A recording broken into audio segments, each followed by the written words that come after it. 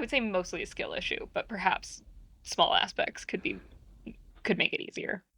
Maybe they just didn't know that people could be this bad at this part of the game. Maybe they didn't anticipate me.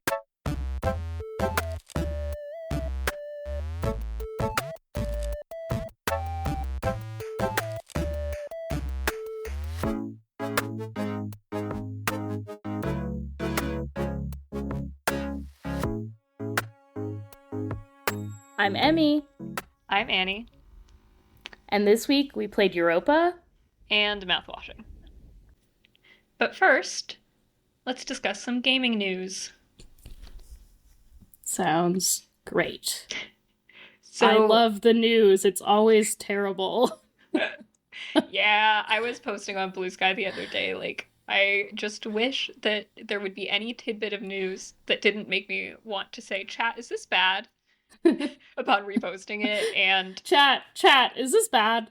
Chat, is this bad? Chat, is this like maybe the harbinger of death for our country? But anyway, we're here to talk about news and gaming. The first thing I wanted to talk about is, yes, a grim gaming news thing, which is WB just closed 3 studios, which were WB San Diego, Player First, and Monolith, which was the largest out of the 3 that they shuttered. I specifically wanted to talk about it because it's been like a bloodbath, of course, in games for the past year and a half, if not longer now, and layoffs have always been a huge thing in the industry, but it seems to be like a full contraction of the industry right now, and that is really, really worrying. Also, Monolith had been working on a huge Wonder Woman game for the past 4 years. So, or at least, and probably longer, because it was announced in 2021. So that's just very disappointing. They also had a patent, well, Warner Brothers has a patent on the Nemesis system that made them very popular for their Shadow of Mordor games. Have you played those at all, by the way? I haven't, but could you actually explain? I've heard like the Nemesis system like around, but I actually don't know what it is. So could you explain it? Sure. So I also have only played them a little bit. I've like watched more and read more about it than experienced it myself. But the way the Nemesis system worked in Shadow of Mordor is you would be fighting against the orcs. You know, you're on the side of Middle Earth. And in fighting orc armies, there were commanders of orc armies that you could run into, fight against, and then if they lived, they also rose through the ranks on their side, and you could run into them again, and they would have animosity toward you because you'd known them before, so you essentially had nemesis, and it was both a gameplay and narrative thing, which I think is really neat because you could build your own enemy, essentially, and it was more meaningful to fight against them over time because you encountered them multiple times throughout the battles in the game. In any case, WB has the patent for it. Monolith is now closed. We're not really going to get to see that again unless Warner Brothers decides to resurrect that system in one way or another. The worst part is that after this news came out, Warner Brothers Games made a post about how they are going to regain their swagger in this new movement forward for this company. They're going to be focusing on 4 different IPs. That includes Harry Potter, Batman specifically. Wonder Woman apparently wasn't enough of a DC property for them, just, Batman specifically, and a couple others. They're going to do fewer, bigger games, and that's going to help them regain their swagger. Let me actually read out a bit of the full quotes, which include how they're to regain their swagger. Their plan is to return to growing its mobile games revenue, hello microtransactions, Great. as well as regain our credibility and swagger at producing great games. We need to and will do better for our fans first and foremost, and also because regaining that credibility is critical to us securing even more investment in games in the years to come. Getting our swagger back happens one high-quality game release at a time. Wait, so he said swagger multiple times? Multiple times. I think it's like a real corporate concept for them. Swagger. Okay. You know how large corporations famously have swagger and then lose it and regain it by firing hundreds of people? Yeah, I'm always admiring large companies for their swagger. So, uh, that's where we're at with that. It's not only a tragedy for the people who've lost their jobs making really good games, but it's also a complete farce. What is the reasoning here? Who do these people think they are who are in charge? I know I say this every time when we talk about layoffs, but it feels like it can't keep happening and then it does. This is just me on a soapbox about like corporate culture and like what makes people productive, but it's so counterproductive for these executives to be like have people live in fear of their job security. Like that's actually not how you make hits and make good games. Like Mm-hmm. the way that you do that is by giving people psychological safety, security. Like people are better at their, even if you take the most cynical like business perspective, people are better at their jobs when they are in a diverse workforce and when they have psychological safety and security. But yeah, it's grim. It's grim. So, my other bit of news is less grim, but I wanted to talk about how Steam/Valve has now required that games on their platform disclose whether or not they're using AI. And actually, a lot of people in the Steam forums, um, in light of that, plus Steam Next Fest happening, have been asking for the ability to search for games based on whether or not they use AI, as in being able to narrow down and remove AI from the possibilities, which I think would be really great. But what it has revealed is that, as people have long suspected, Call of Duty is using AI for some of the like calling card skin art in the game. And that's been disappointing to people because those are assets that you usually have to pay or grind for.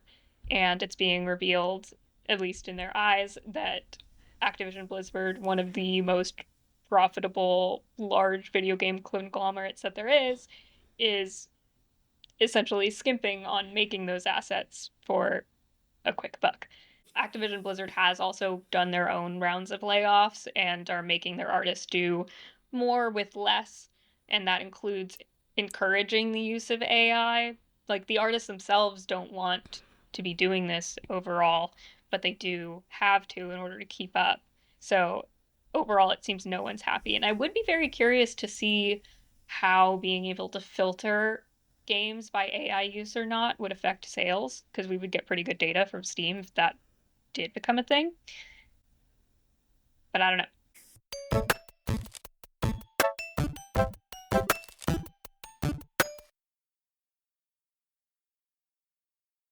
This week we played two different games. We played games that appealed to each of us, and the other played a game that did not necessarily appeal to them. So we have Mm-hmm. a cross cutting of opinions. Opinions and genres and tolerance for body horror.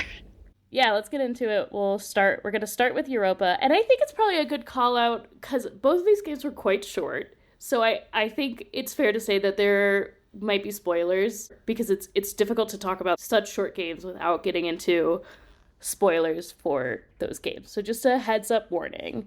I agree, at least on my count. This is a spoiler episode, especially because for Mouthwashing, at least, it's a story game. It's not necessarily the meat of it is the story.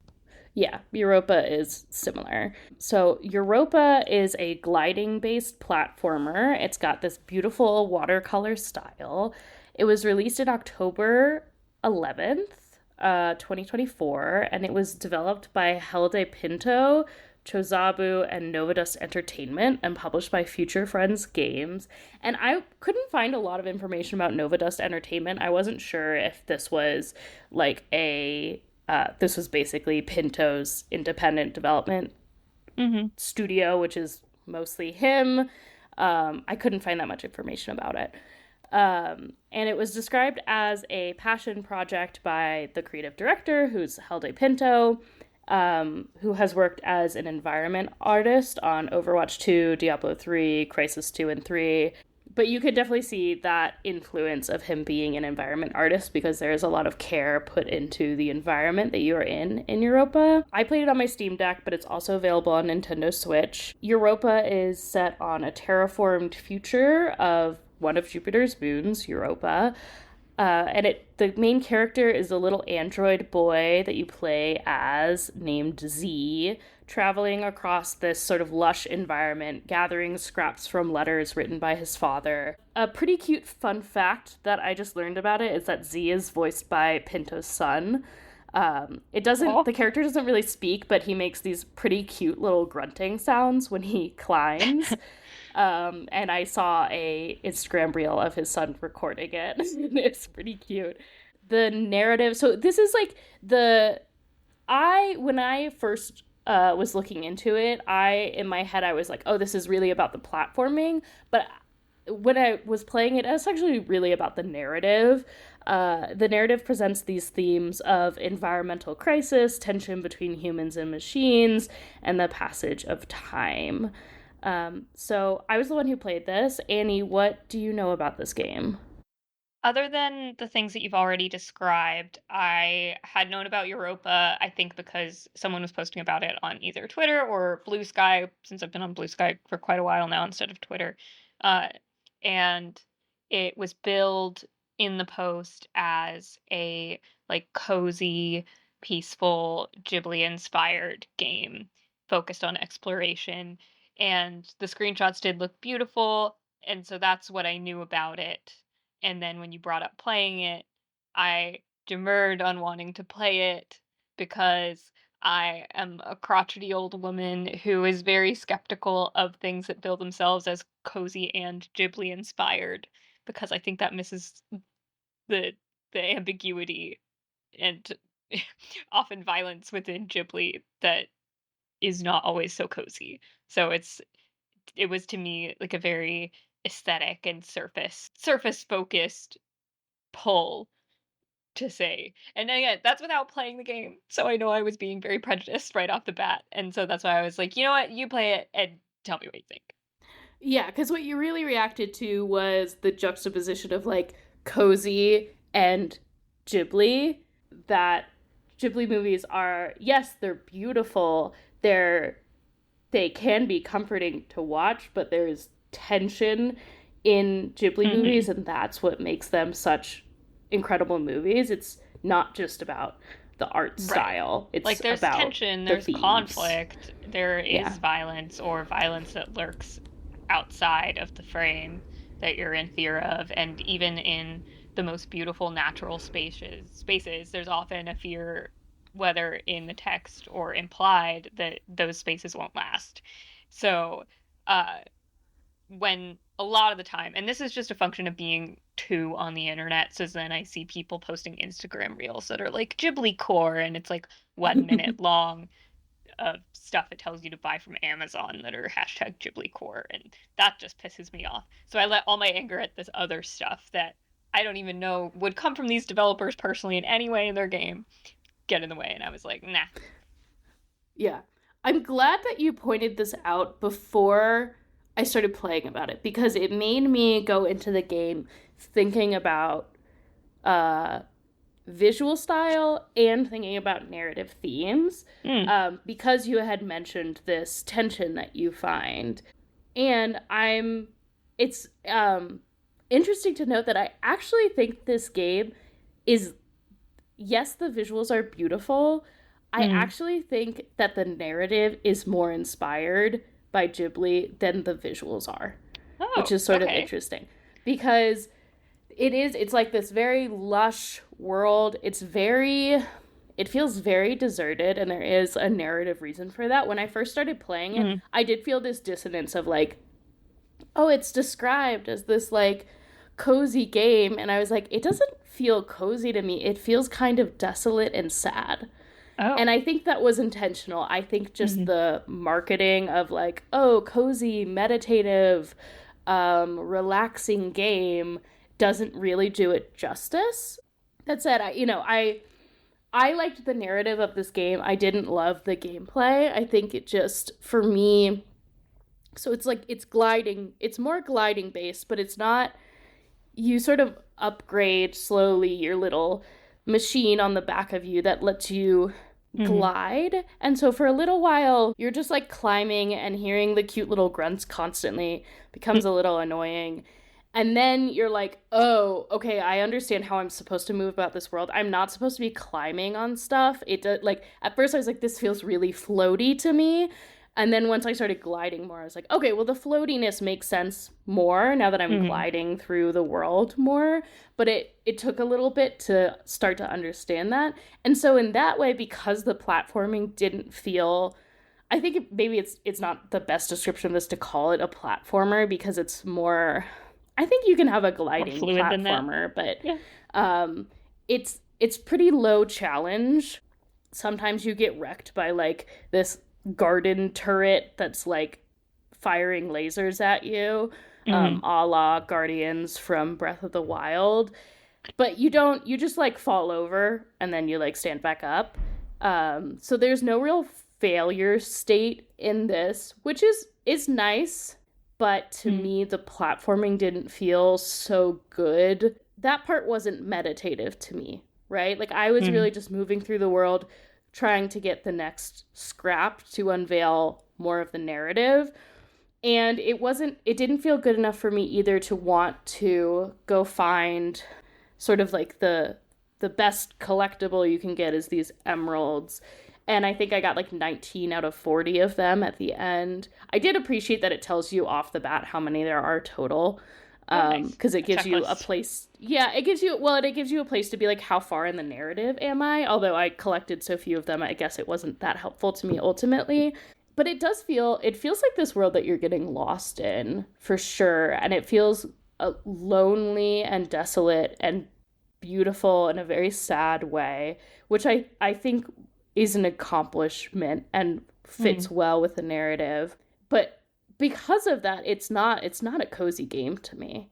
And it Mm-hmm. wasn't, and the platform, like the movement wasn't so sad. You know, I think of maybe really challenging like precision platformers as more meditative because you Mm-hmm. get into the like Celeste and Hollow Knight, because you get into this mode of like, okay, one more, one more, one more, but Mm-hmm. in that perfect flow of like not too frustrated to put the game down, but frustrated enough to just be so in it. That Right. feels more meditative to me than something that's very low challenge and like moving through the world. I will say beautiful environment, beautiful soundtrack. Mm-hmm. Was really nice, and I do think like a beautiful story as well. So that's sort of my impressions, and I can go deeper into the narrative, but I want to hear your reaction to that first. So I'm glad to hear that first off. It's like, oh, okay. So my assumption that it was a surface reading of Ghibli core was wrong. And I'm glad. Sorry for being a bitch about it. Oh, you weren't a Because bitch kind of about the. it. I thought it was a really interesting take because it's not something I had noticed that much before, and so I'm Mm-hmm. really glad that I had that in my mind because I think otherwise I wouldn't have been as sensitive to sort of the themes of the narrative and its Oh, cool. connection Okay. to Ghibli. Well, So it was like it was more accurate about Ghibli and less accurate, in my opinion, about like cozy, peaceful, meditative. perfect. I'm just glad then. I maintain that from me it was still a bit of bitchery just because I was dismissing this game based on how they were deciding to market it. Based on my assumptions of how other people tend to view Ghibli in a lot of ways, and at which I wish they didn't. I think it's also partly a frustration with the infantilization of animation in the popular mind, Mm-hmm. that looking at something that's animated means it's something that's for kids, which Yeah, is, yes, just frustrates me to no end. But okay, that's good. yeah.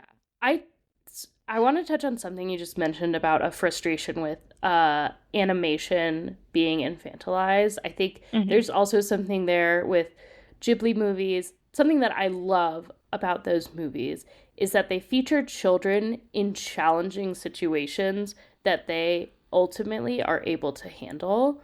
And Hmm. I really appreciate that. I think there's a lot of like dismissal of kids in our, at least in American culture of like, well, they're just these tiny little idiots who like walk around and no one knows they don't know what's Right, going like on, they're and they not need people adults. yet.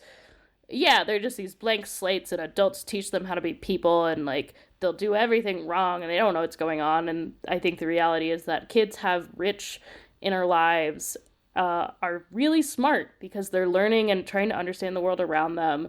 And so I really like stories that allow, like, that focus on children triumphing over, or not even triumphing, but like handling challenging situations and showing their ability to be competent and also creative problem solvers as well.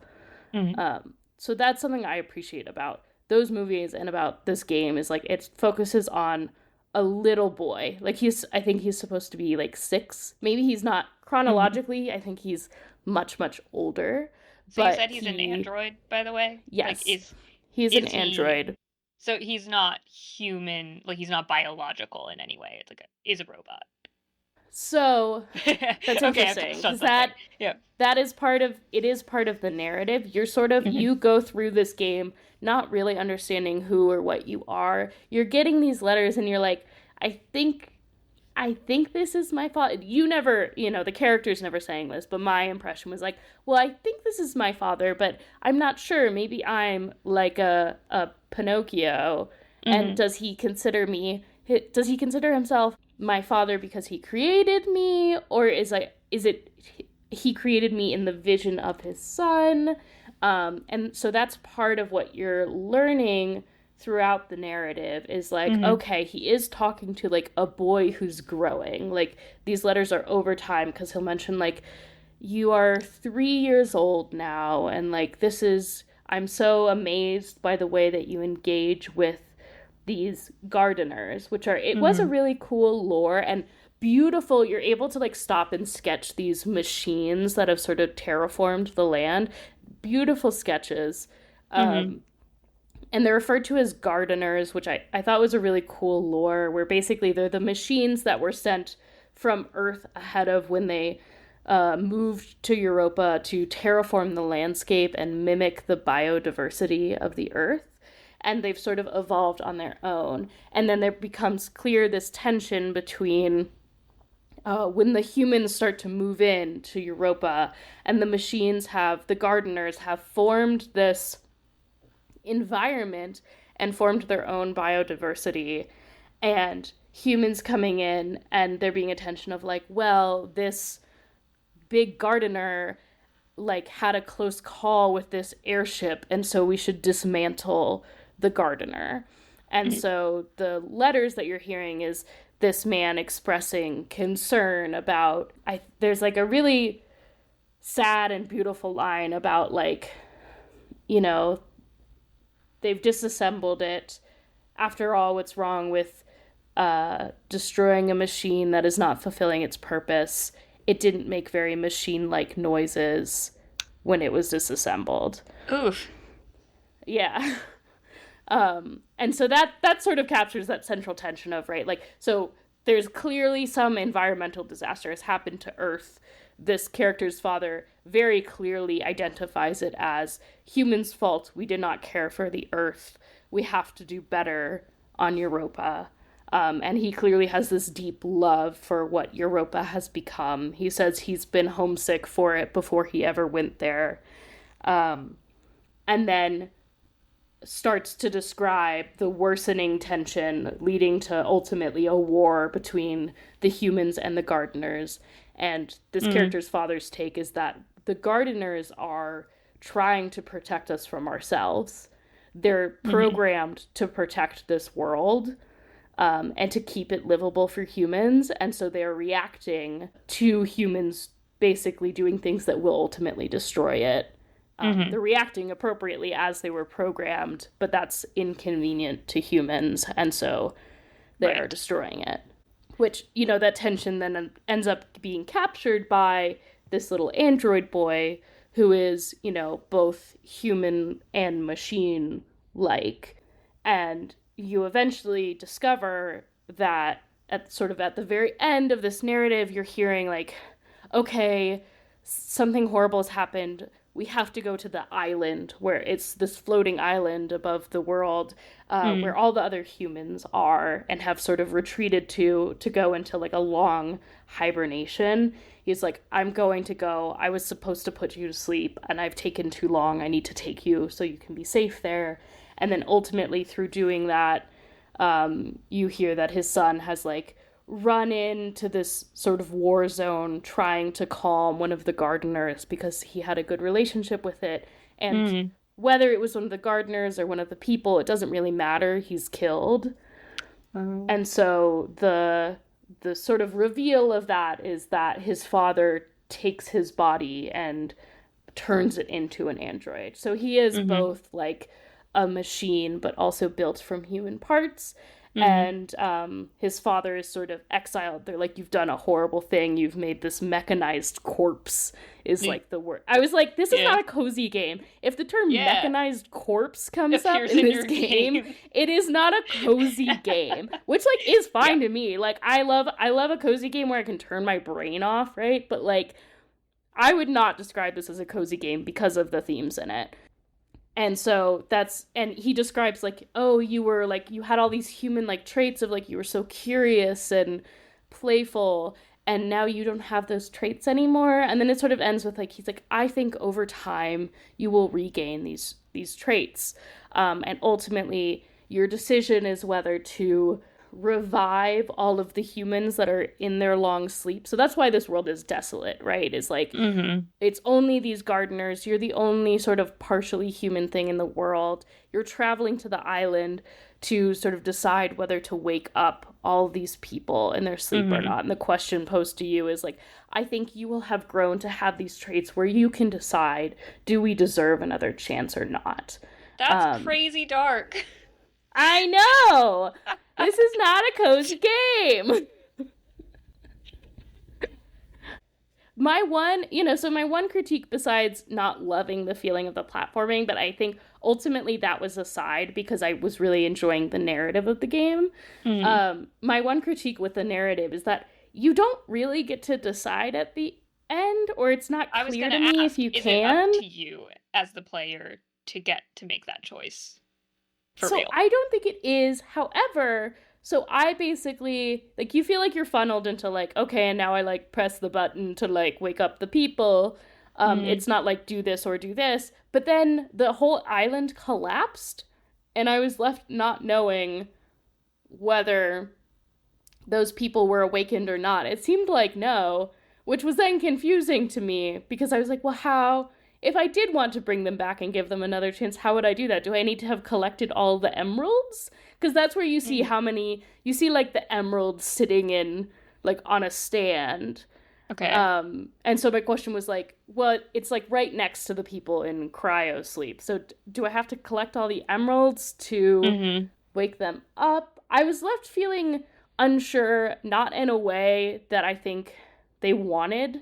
Of like, I would be totally happy to be like, it's unknown what he decides to do.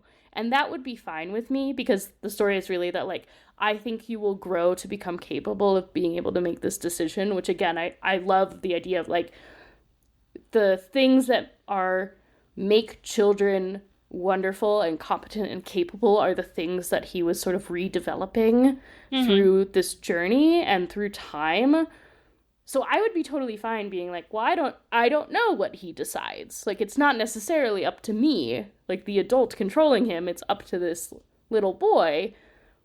But then I didn't really feel like I was just unsure because I was like, I don't really understand what happened. Less than Okay. like, oh, it's open ended. Was there a map? Were there other objective type things that would help you if you did get lost? No, no Oh. map. And there's no like, which I think makes sense. There's no like new game plus or like whatever that will maintain your progress. You play through it and then you go back to the main screen and you can't even continue anymore. So it's not even like, oh, because there's also, you move through these, they call them chapters. They're not really clearly delineated worlds, but they do sometimes have sort of different environmental themes. And sometimes they're thinking you can't go backwards. Sometimes you can, but Hmm. you can't go backwards generally through those chapters. Oh, there Okay. is, I will say, you can revisit them because there's a chapter selection screen. So you actually can't. I shouldn't say like you couldn't go back to it like individually. Gotcha. So it's unlike the visual inspiration of Breath of the Wild in that it's not truly an open world game. It's still pretty linear. No. But I do think the it being able to be linear and also feel like you're lost in this big world is, I think, pretty impressive that they Yeah. managed to pull both of those off simultaneously. I remember feeling that way when I first played Xenoblade Chronicles on the Wii. An utterly vast, gorgeous fantasy world that is crazy they were able to pack it onto a Wii game considering the restraints of that console. And so you end up feeling very lost, but it's also a linear JRPG.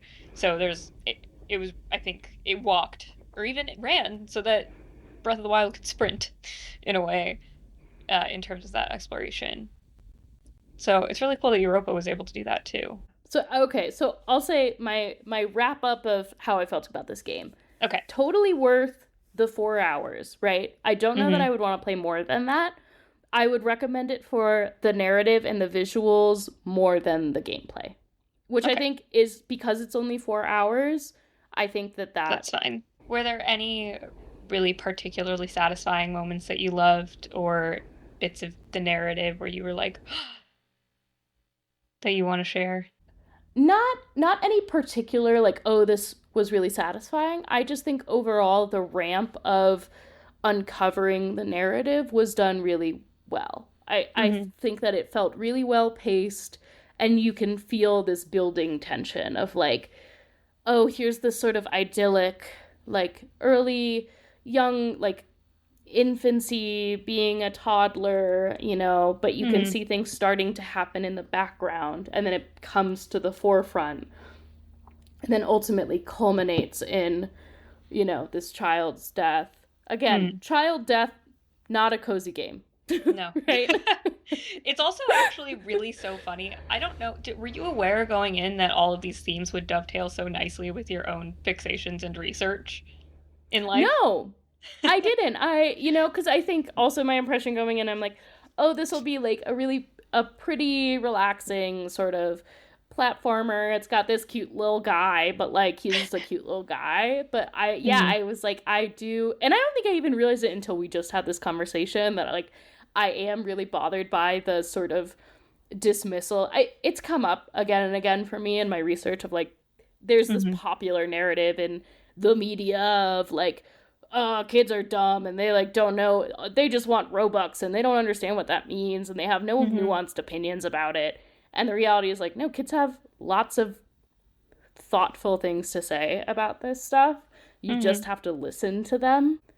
So that does sort of come up for me over and over again, but I think I didn't put together the connection until just now that like Ghibli, one of the reasons I love Ghibli movies is because they put children in challenging circumstances and believe Mm-hmm. that they are capable of managing them.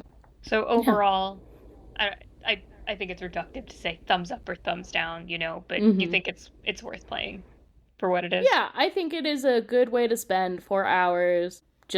But I do think be prepared for like, it's not something where I was like, oh boy, I'm really upset now. I thought it was a really Mm-hmm. beautiful, well structured story, but it is not, in my opinion, it's not a like comfy, cozy, meditative game that's like so peaceful.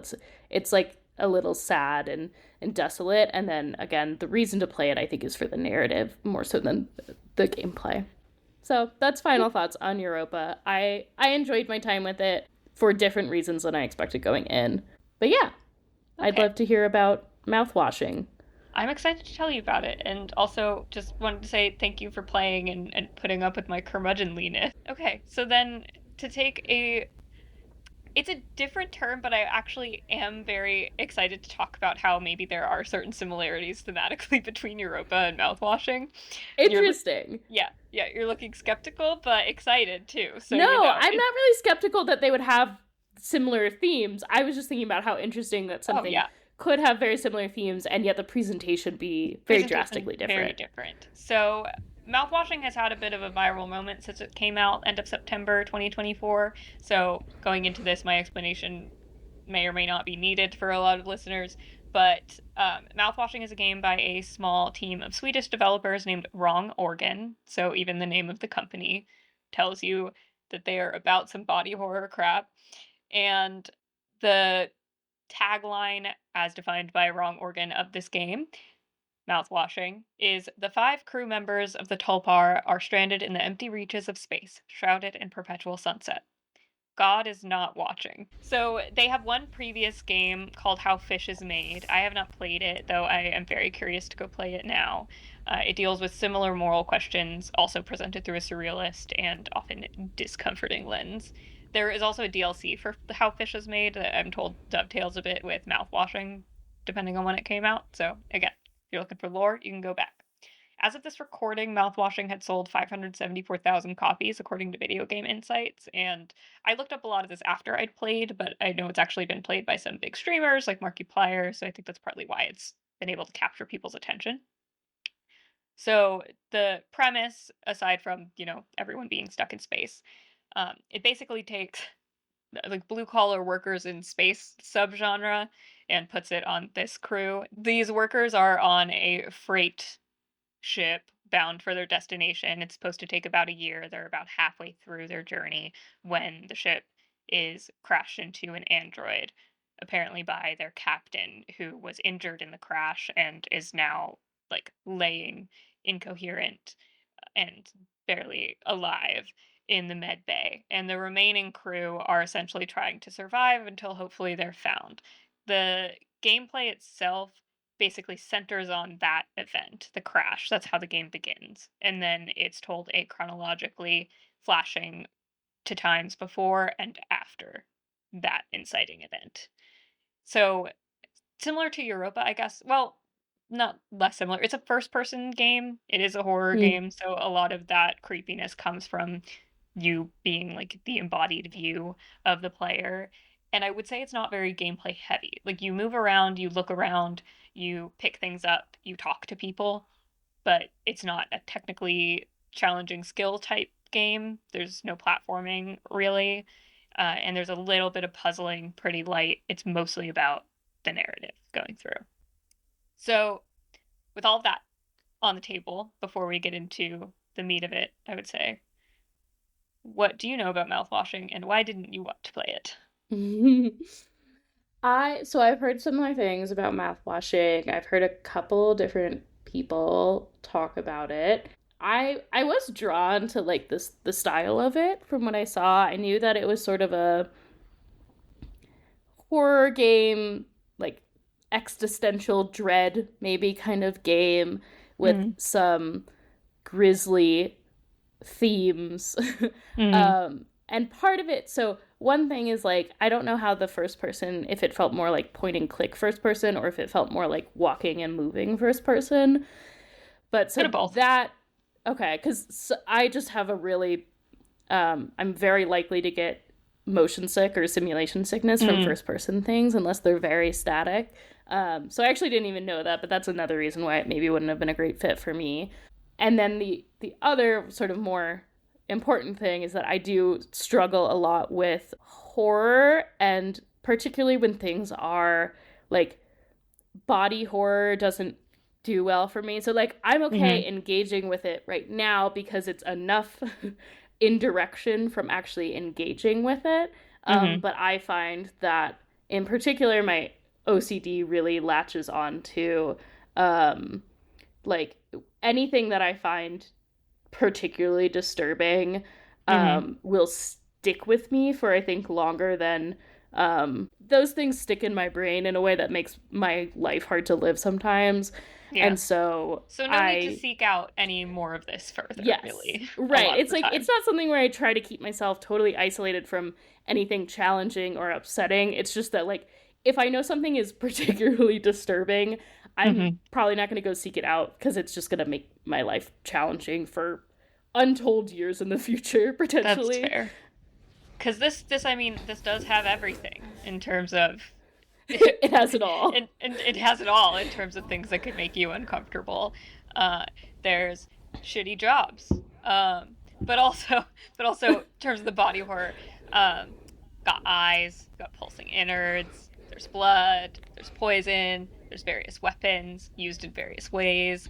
One of the things I will say, I don't love gore. and I really like horror and seek it out in various forms of media, whether it's podcasts, movies, etc. But I was glad at least that this is not a photorealistic game. It does have a unique and like particularly on purpose lo-fi style, and I appreciated that at least because it also just it did heighten the fear, but I also didn't need to see like realistic innards when that came up. So I don't know. Your mileage may vary in terms of how discomforting that is for people. Yeah, I think it really, for me, it varies a lot on like I'm actually okay with things being like gory in a realistic way, and it's more about the idea of things that Mm-hmm. will stick with me, is something we Fair. talked Okay, so about. yes, still scary. I will say, actually, this is something that I wanted to talk about anyway. You mentioned that you avoid first person games in general because they can make you motion sick. I also avoid first person games oftentimes, not because they make me motion sick, but because I'm really bad at them. Like, first person games are often like first person shooters. I'm awful at first person shooters. So if it's more exploration based like this one, I'm fine, but because most games it seems that are first person are also shooters, I end up not playing them.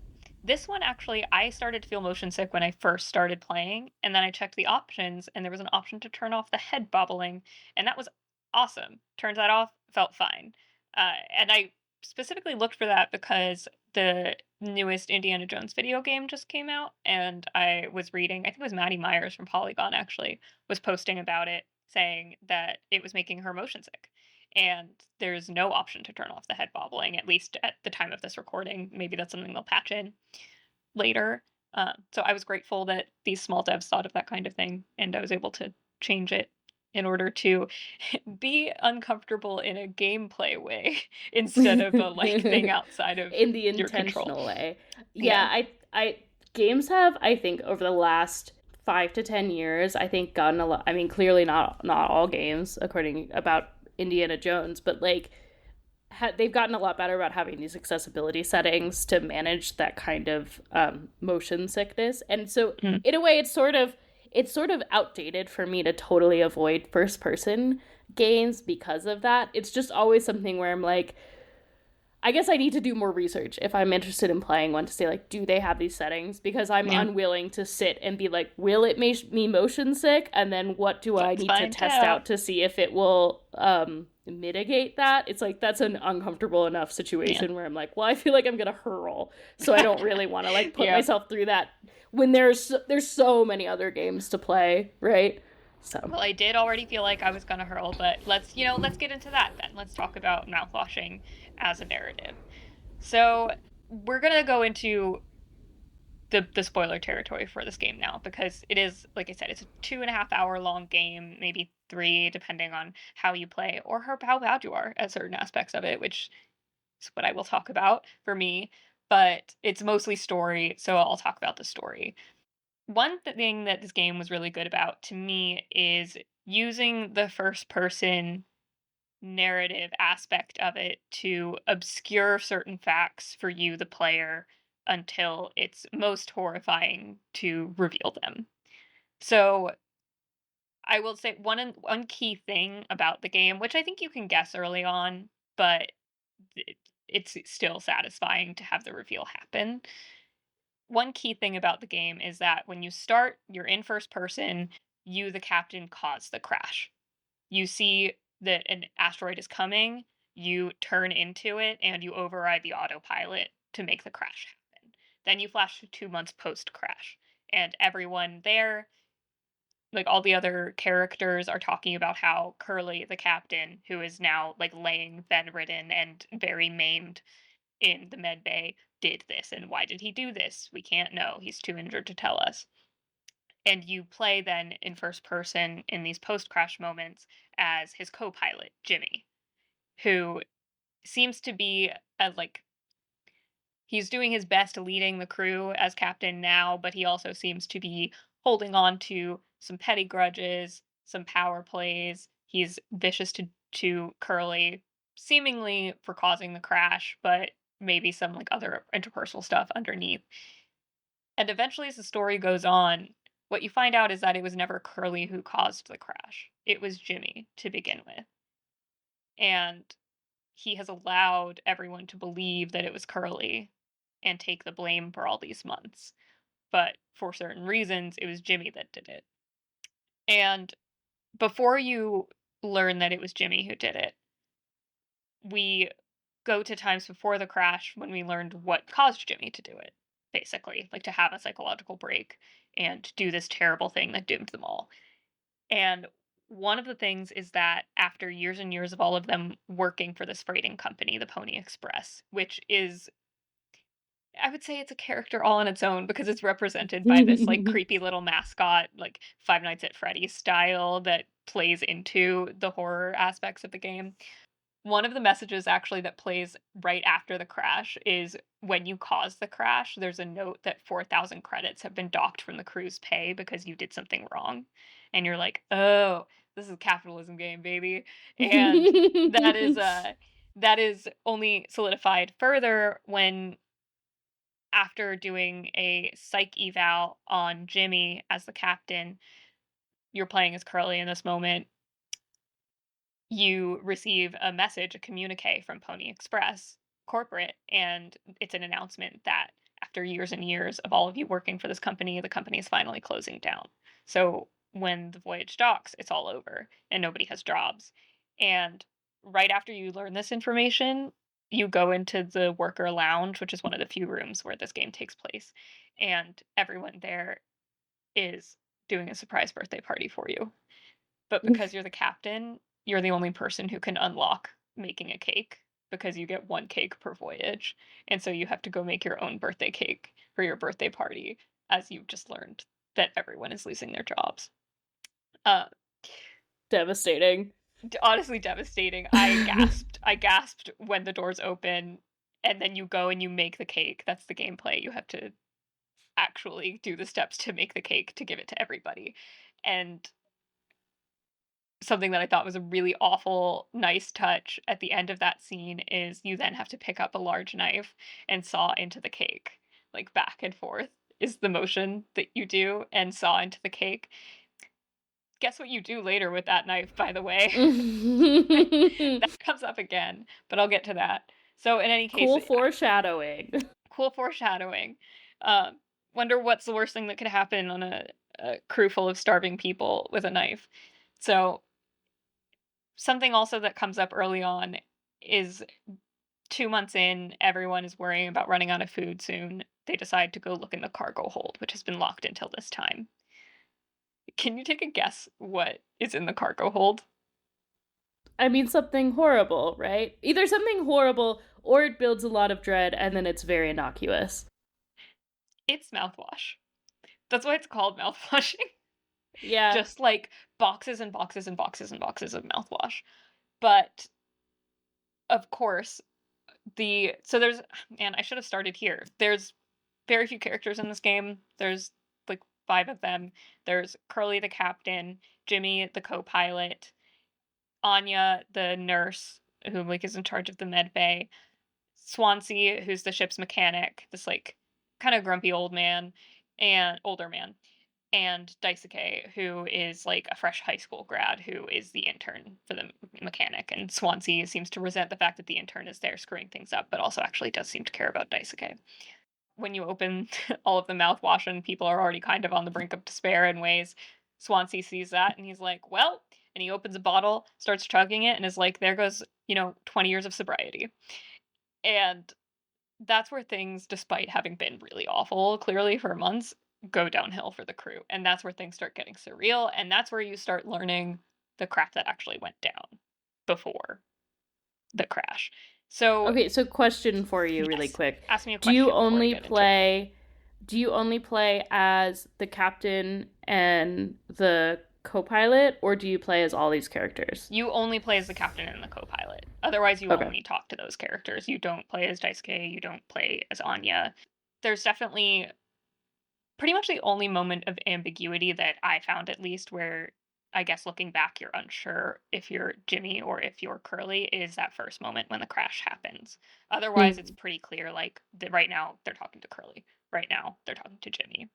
And you spend most of the game as Jimmy for reasons that then become even clearer. But basically, you learn as you flip back and forth is that at some point before the crash, Jimmy assaulted Anya, like sexually assaulted Anya. And it's made clear that Anya told the captain, Curly, about this, and he didn't really do anything. Later on, Anya also learns that she's pregnant, and and Curly talks about like wanting to protect Anya, saying, "Okay, let me talk to Jimmy," because they're all worried that Jimmy, who's already been cruel, erratic, petty, all of this stuff, will react badly. When they receive the news that the company is closing down, Jimmy does react badly because apparently he only got this job because of his long past friendship with Curly in the first place. Curly has been considering about what his life would be if he wasn't a pilot anyway, so he kind of views this as a fresh start. Jimmy clearly does not. And then Anya reveals that she has told Jimmy that she's pregnant. So basically, at the end of this voyage, Jimmy not only will be out of a job, there will be like concrete proof of this horrible crime he committed, and he'll probably have to face the music. So it's all of that that you learn leads him to do the worst thing possible, which is crash them and doom them all. As you play as Jimmy, as his mental state continues to deteriorate because he knows he's done all these terrible things and there's no way out of it, he keeps seeing flashes of things that say take responsibility. That comes across the screen a bunch. And of course things get worse. So eventually Anya, right now I'm just describing events, but I want to talk about the gameplay after I've described the events, I suppose. Anya commits suicide. Daisuke gets hurt trying to get to her in a room she locked herself in to do so. She takes pills. Daisuke tries to get to her, gets injured in the process, and then Daisuke, who's dying from his wounds while Jimmy tries to deny the fact that he convinced Daisuke to put himself in danger, that Daisuke is dying because of him. Swansea mercy kills Daisuke and then goes after Jimmy. Finally, in the end, Jimmy gets a hold of a gun that was stored on the ship for the captain in case of emergency. And he he restrains Swansea and kills Swansea. Before Swansea dies, he makes Jimmy listen to him and basically says, in a beautiful speech that I think is worth experiencing all on its own, says, "Hey, I used to be a horrible alcoholic. These are the terrible things I did, and then I got my life together, and this is how my life was after that." And I will say that I was awful and did awful things then, but that was when I felt the most alive. Those were the best days of my life. And at least I confront that about myself. But Jimmy, I don't think you do. Like, Jimmy, you're a terrible person and you're not taking responsibility. And Jimmy is like, I am. I'm fixing it. I'm going to fix everything. And he kills Swansea. And then in the very end, he claims to be taking responsibility. He goes and gets Curly, and he puts Curly into the only working cryopod left on the damaged ship, and then kills himself off screen. And you are the entire time until that last moment when he puts Curly into the cryopod playing as Jimmy for the worst of it. And I think the thing that was most terrifying to me as a player, I guess, was not even the excellent environment, the excellent like atmospheric choices and design that made it all so scary, but it was that there were no good choices. You were playing as a really terrible person. And there were no options given to you to not be that terrible person, except for one. So before I get into that one thing, um, and I guess my big reveal for my experience of playing this game, is do you have any questions? Are you confused about the things I've described? That all makes sense. Even before you were saying, like, it keeps flashing saying, like, take responsibility. Mhm. I wrote down that, like, it sounds like this game is about the terror of responsibility to and for others, and Mhm. for your own actions, which I think is, like, a deeply human thing. Yeah, I would agree.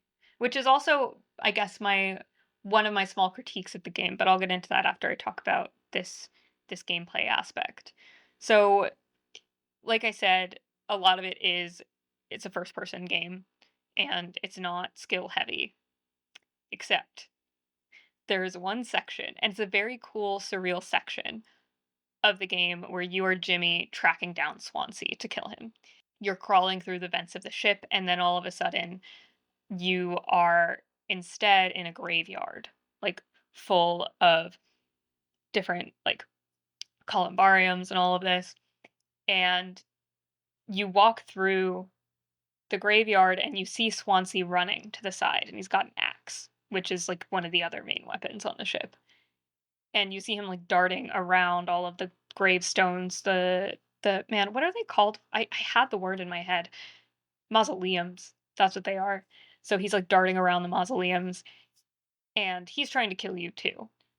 My instinct, because I don't play first person shooters, even though I was literally playing Jimmy holding the gun, my instinct was not like, oh, I gotta go find him and shoot him. So at first I was really confused. I was just kind of walking around. And if you just walk around for long enough, Swansea does find you, run up behind you, and axe you to death. And then you Mm. you end up with like, there's and then it starts this section again. Um, I after a bit of that, I was like, okay, I gotta try to shoot him. Obviously, whoops, my bad. I could I could not hit that man. I was I was so bad at it. I was so bad at it that I unlocked an achievement I didn't know there was. And this this is the only good the only like good option that you have, and it's not even a real option. This achievement is called the good ending. And and it's if you allow Swansea to kill you 10 times without hitting him once. So That is very funny, and I like that a lot. there were a few hidden achievements like that I was delighted to uncover by accident. But yeah, so I died 10 times to Swansea. This was a few nights ago, and we were deciding to record today. And so the next night I was like, all right, I'm just getting through this. I can do this part again. Like, I will get good. I mean, I did not get good. I didn't. I couldn't. And eventually, I was like, okay, I've been playing this game for like 2.5 hours. I need to finish this game so I can talk to Emmy about it tomorrow. I physically don't think I'm capable of getting good in time. This is so pathetic. So just so you know, I watched, and I'll link this streamer in in the show notes. But I was like, I think I have to go watch the rest of this game. So the last 20 Oh. minutes were locked behind a skill I do not have. And so I went and watched the last 20 minutes of this game. And I'm annoyed about it because I wish I could have played it. And I will go back and get good because I think also this is the type of game, because of how the story is told and because of some of the little details, I think it's worth 2 playthroughs so you can take it Mm. all in. But yeah, I was not good enough. And the way I watched this streamer do it so easy, like aim and take fire and not die, at least in the So version what that was you're uploaded saying to is YouTube. this was not about the gameplay design. This was purely a skill It was issue. me. Okay, I will say I do think it's a skill issue, but I also did look up. I was like, okay, are there any tips for how I can handle this? Other people did have issues with this Okay. section. And I did try a strat that someone else recommended, which was they went to a corner of like a place where they could have their back to a corner and only see 2 directions from which Swansea could come at you, and then shot him there. I did try that. I also failed. Like, I just straight up can't aim. I'm really glad no one was with me playing this game, watching me fail over and over. This is actually why I could not be a streamer, also. Sometimes I'm like, oh, my personality is delightful. We would all have fun, but they would see me be this pathetic live. So, yeah, no. I would say mostly a skill issue, but perhaps small aspects could make it easier. I maybe they just didn't know that people could be this bad at this part of the game. Maybe they didn't anticipate me, so that got in the way. Other than that, I really enjoyed the game. I thought the story was told really well, and a lot of the things that I related to you about the plot are not stated outright. You have to observe and you have to understand what people are saying. And I've been seeing, at least like, I checked the subreddit, there's some debate about like certain confirmed facts, but it seems like a lot of people maybe didn't necessarily pick up on the fact that Anya was assaulted at first. I think it's said very well. I think it's pretty clear, but I think also depending on what context you're coming from, or maybe if you're focusing on other things in the game, maybe you don't know. And that's why a second playthrough, I think, is pretty important, because it's part of the reason why the story happened. It's part of the reason why Jimmy did the small, petty, awful thing that he did. One thing that I thought, it wasn't avoided, but one thing story-wise where I was like, this is interesting. It starts off, like I said, I thought it was going to be like, oh, like it's capitalism time, baby. Like that's what this is about. And it sort of is, in that the Pony Express and the job and the pressure and the clear cost cutting from the company, a lot of that is what led to the tragedy, or rather set up the conditions for tragedy. But Jimmy's actions in the end, and also Curly's, which are complicit in that he didn't punish his friend for what he did to Anya. He didn't manage to do all of the right things to protect Anya and the others before it was too late to stop Jimmy, even though he does try to stop Jimmy. Those are all individual things. And then in the end, the message is about that taking responsibility, even though Jimmy fails to do that too, pretty spectacularly, because clearly Curly doesn't really want to survive in the way that he's surviving. He's in a lot of pain. Um, and then Jimmy gets what is essentially the easy way out in that terrible situation. But I really did want more, I guess, from what I had first thought it was about, which is the anti-capitalist aspect, talking about how the Pony Express basically like put them all in a terrarium with the perfect conditions for something horrible to happen to them. Hiring Jimmy in the first place when he clearly had some kind of history of violence, you know? All of that overlooked. Not to absolve Jimmy in any way. Like he's definitely like a monstrous character. And if it were a longer game, maybe they would have time to poke at it a bit more. And that was what I was thinking about even in the very end.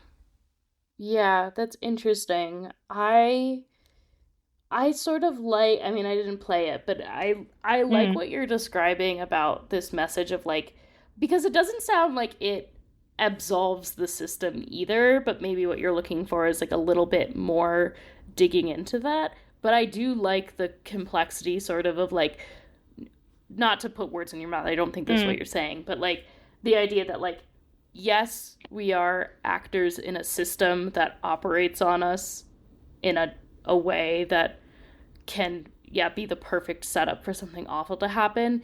And yet also we are all individuals who are capable of making our own decisions. And mm-hmm. some people navigate that better than others. Right. Um, I think that's maybe a more interesting story than something that's more focused on just the systemic aspects of it or just the interpersonal aspects of it. Yeah. I was glad it had both. I just worried in the Yeah. end that it also did lose sight of that bigger picture. Mm. Either way, I did also, I don't know, have you read anything about the game itself other than what we've talked about? Like, did articles and things? No, I don't know that much about it. I just know sort of the general. I know what it kind of looks like. I knew the general setup, and I what Mm-hmm. I've heard people talk about it. You are certainly the only time I've heard about the in-depth story aspects of it. I have a question Cool. actually. So you Yeah. mostly play as Jimmy doing horrible things. Do you play Yes. at him during the sexual assault? No. It's only Okay. alluded to. Okay. That's I think that's a good choice. I think that would have been a step too far if they Oh had. yeah, I'm really glad. Yeah. I didn't even consider that someone might make the choice of like, and let's see Jimmy's other terrible decision. Like Yeah. that was not a part of the game. This game was, I mean, it's a team effort, of course, but it's a woman who wrote the game. It's Joanna Kassurinen. And I did actually read an interview with her that Gene Park did for the Washington Post in his review of the game. She talked a lot about the very first, basically like text message that you see as a player before you go into initiating the crash. It describes how long the voyage has been going on and like the destination, and then it just says, I hope this hurts. And that's also the name of the first achievement you get, which is for starting the game. And it's unclear who that text is coming from and who it's directed at.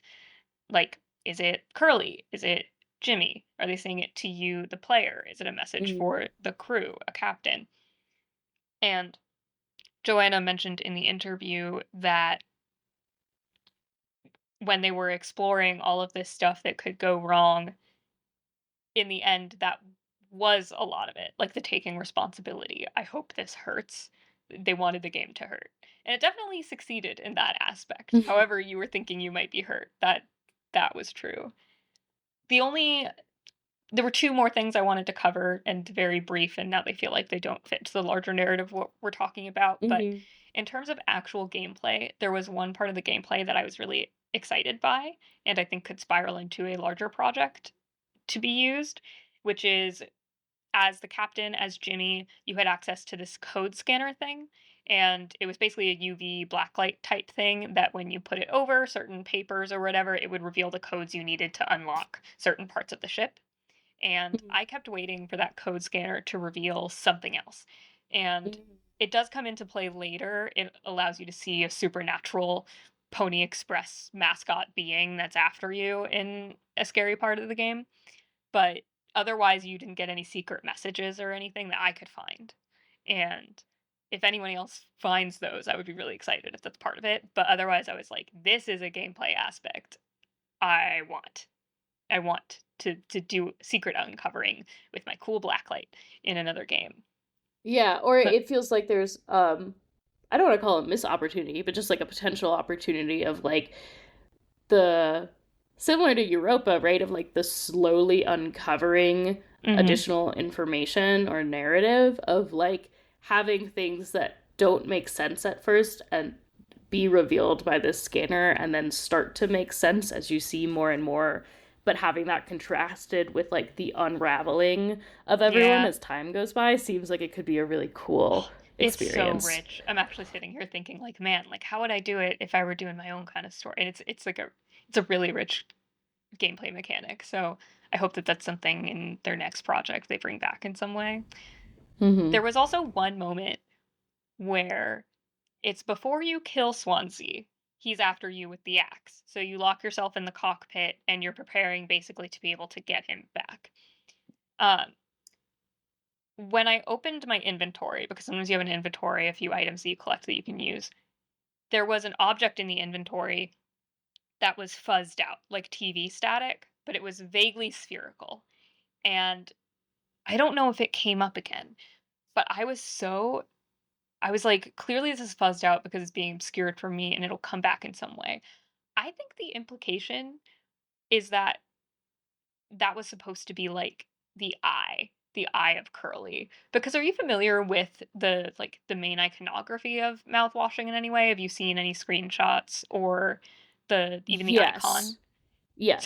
so Curly, the maimed captain, mostly you only see him as this bandaged, kind of like skin flayed figure, and his face is bandaged except for one exposed blue eye. Yes, I've seen like Yes. screenshots of that. Yeah. And the eyes are a huge motif throughout the game. They track you no matter what. Like the eye of Curly watches you move. It looked like it was his eye in my pocket, like sphere Mm. wise. And then it doesn't come up again. And because you can see from Curly's perspective at the end of the game, it doesn't seem like it has actually been plucked out. So I thought it was kind of a really cool way. And I looked for Reddit posts about this as well. I wanted to see other people discussing it, screenshotting it. I haven't seen it really, so I wanted more theorizing. But my opinion on that is that was a like little nod in that moment to him feeling watched and judged for what he'd done, Jimmy specifically, no matter where he went, like in whatever moment. Like the eye was with him and on him. It was really cool and weird. I'm sorry that you can't experience it without it making your brain weird, because I think it was worth it. And I played it in the dark a lot when I was playing it, because I Nice. think that's how you should experience a horror game. Yeah. I appreciate that you played it and that you're sharing it with me. It is that thing where it's like it would hurt me and then it would continue to hurt me for Yeah. years. And Like I not think that I would that say is not maybe worth. Like yeah. Yeah. And it goes back to I feel like this comes up every time we record about what does it mean to make to like be a bad person in a game and how that's mm. really hard for me.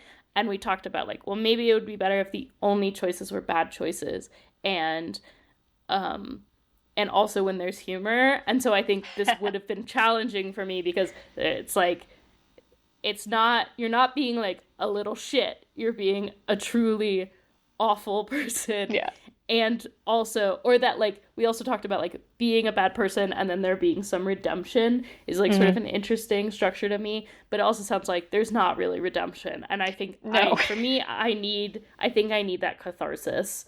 Do you want to sum up your final thoughts about mouthwashing? Yes, I will. I liked it. I really enjoyed mouthwashing. I think that it could have gone deeper, but for a 2.5 hour, 3 hour narrative experience, I think it was really good at what it was trying to do. And it also makes me want to replay it to pick up on some of the smaller details. Some of the things that I did go and research afterward, but just to experience that myself and pick up a few of the things that I know I missed, which I think is really cool that it has that depth. I also did read a bit from a writer slash self-described weird video game person named Liz Ryerson, who blogs a lot about various games, including horror ones. They mentioned playing a game called Decarnation about a week after mouthwashing. That's apparently in a pretty similar vein. That they also recommended even more than mouthwashing, and they talked a bit about how mouthwashing is having this viral moment when there are other games that have done similar things in ways they liked more. So now just off of that, first off, I do want to play the previous game by these devs, but I'm also going to go check out Decarnation. So I'll put links to that kind of stuff as well in the show notes. Do you think that you will replay? I mean, it sounds like you want to replay this, but are you planning to replay it soon, or do you think you'll take a break from it and come back to it later? I have some video game goals for this winter break in which we're recording that include actually finishing games that I played months ago in depth. So maybe not right now, but I do want to replay it. And I think that if I did, I would do it with friends this time because I'm not experiencing it for the first time anymore. I have some friends who like games but don't really play them themselves, who would be happy to sit on the couch and while I tried to do this again. So that would be my next experience, the next flavor of the experience for me. Maybe they can succeed at shooting. Oh my god, yeah, that for would be you. great. I don't have any like older brother that I used to game with who I could hand the controller to do the hard parts for me. So if I have a friend who is willing to volunteer themselves, hit me up. So before we go, do you want to talk about upcoming games? yes, I do. First, I just wanted to highlight a game called Machina. Actually, not sure how it's pronounced exactly, but it had a demo that came out during Steam Next Fest this week, and it is a stop motion trash digging game. It looks so delightful. I really love the stop motion art style. I can't imagine how long it must take to make something like that. So I am really excited to check this one out when it's out. But I'm actually not sure when it comes out. This is just a demo. I feel like there's been more and more stop motion animated video games lately. Like there have been a couple. I wonder what the draw is. I know you were actually going to talk about another stop motion inspired game in your lineup. Yes, I think it's more the vibe, at least to me. Well, I guess that's still stop motion. I was gonna say the vibe's more claymation to me, but that's also stop motion animation. Yes, let's chat about that one. That's Myrmidon, a word that until just now I in my head was always Myrmidian, which is a cool sounding word, but not a word, no. I think. So Myrmidon, which is a co-op puzzle platformer that comes out on March 7th, and you're working as an animator and his puppet to solve puzzles. So I was mostly drawn to this of like it looks like a really cool claymation kind of vibe, really beautiful but like a little interesting. And then also I've been more enjoying playing co-op games recently with my partner. I never used to be a multiplayer or co-op game person. I definitely don't like to play with strangers on the internet, but I am looking for more co-op games to play. Which also leads me to mention Split Fiction is coming out on March 6th. That is from the makers of It Takes Two and A Way Out. It's this sort of split screen couch co-op, although you can also play online. It's also cross-platform. That's made by Hazelight Studios and published by EA. I'll describe it and then Annie can mention some caveats that I think we'd like to share about it. But I am looking forward to it. It's a co-op adventure, a lot of platforming. I think that the story aspect of it is really interesting and exciting to me. It's sort of these two writers. One is a sci-fi writer, the other is a fantasy writer, and then so this sort of split screen on one side you're in a fantasy world versus the other side is a sci-fi world, and I think that's really interesting. There's also specifically they describe it as two writers who become trapped in their own stories after being hooked up to a machine designed to steal their creative ideas, which made me think, I wonder what that's subtweeting, which is interesting. It is interesting because it kind of sounds like an interpretation of what AI does, which has been, at least models like OpenAI's ChatGPT have been proven to have been trained on vast troves of copyrighted works without the permission of their writers, and then spit out stories based on those works. So yes, it sounds like a literalization of how AI works. So you would perhaps assume that maybe the creators of the game don't love what AI is doing to their field. However, the co-creator of the game, Joseph Fares, do you know how his last name is pronounced? I would assume Ferris, but In any case, Joseph said on AI, we need to adapt to it. If it's part of the industry, we should see how to implement it to see how we get better games. I can understand the fact that some people could lose their jobs, but that goes for every new technology. Bad stuff and good stuff will come out of it. You can't just close your eyes. I understand, and so I understand that yes, like any new technology, it can lead to job loss as certain things are automated, and also bad and good stuff can come out of it. But that view does seem really tone deaf to me in the midst of in the midst of an industry already going through massive layoffs, and tone deaf in terms of, dude, what story do you think you just wrote and are promoting then? yeah. When did that quote come out? That quote came out, it was an interview with the VGC, and this interview I'm reading was published on the 14th So this was like of recent. February. Very recent. Okay, yeah, interesting. Anyway, side-eyeing that even though split fiction does look really fun. Yeah, I'm looking forward to trying this. It definitely is like nice to have something that is very specifically designed for like two-player couch co-op. I played It Takes Two with my partner, and I really enjoyed the platforming in it and some of the like light puzzle solving, and it is like a really fun environment. So I am appreciating the like fantasy sci-fi aesthetics, and I'm hoping that it will be interesting and they will kiss rather than it just being like, look how different they are. I do think the story of It Takes Two as like this is not a new or hot take is like I don't know, I don't want to play Divorce Simulator. Like, so we mostly just ignored the story, except for when we were like, just get divorced already. Um, anyways. So, but we'll probably play this. Tell me about more games. What else is on your list? Yes, I will tell you about more games. Nights in Tight Spaces is something that I'm interested in. Also, probably because I like the fantasy aesthetic. So, this is by the creators of Fights in Tight Spaces. Words that are a nightmare to say into a microphone. Fights in Tight Spaces. Which is like sort of a tactics turn-based fighting game, but with a, as the name implies, a very small map, not a lot of tiles. And it's very stylish. I wasn't that interested in the style of Fights in Tight Spaces. It's kind of like spy, James Bond, CIA, hitman energy. So I just wasn't that interested in it. But I really like, there's sort of like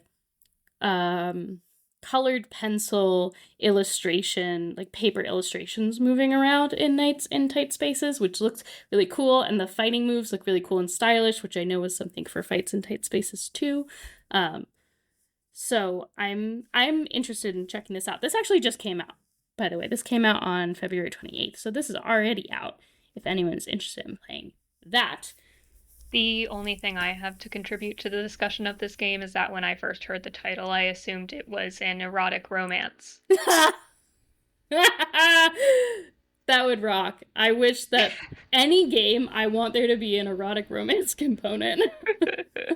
Oh no, the two knights are stuck in a closet. What could possibly happen? They're kissing. Oh no. Two more games. Do you want to talk about Centum? I don't have much to say about it other than I'm very intrigued. It's a unreliable narrative-driven adventure.